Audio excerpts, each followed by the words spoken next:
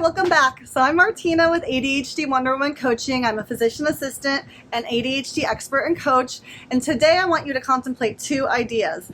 You might have ADHD have you ever contemplated whether you have ADHD? Or is it just something that you're like, oh, that's overdiagnosed, or everyone says it because it's cool, or everyone has some difficulty with focus. But I wanted to talk about two areas today that if you experience this, you might want to dive deeper into or talk to a mental health professional about, do I have ADHD and what would that look like and how can I get that best treated? So you could have ADHD if you start a project and don't finish it. Look around. Think about your life. How many started projects do you have that you have not finished? 1, 2, 10, 50?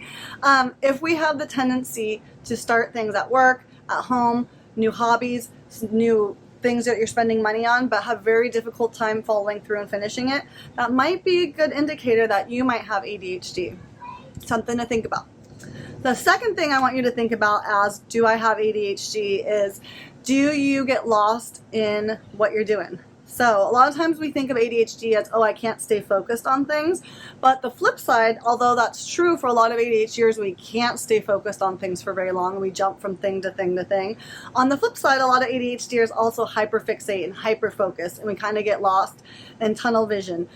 So are there things you're passionate and excited about that you could just dive into and kind of lose track of time and the rest of the world kind of blurs away in the background because you're in your moment, whether it's video games, for me it's travel planning, whatever that looks like, that's definitely a sign that you might have ADHD.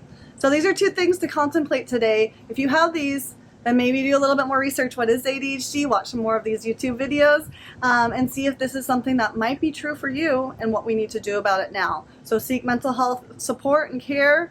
Get ADHD testing if you think you might have ADHD. Thanks, guys.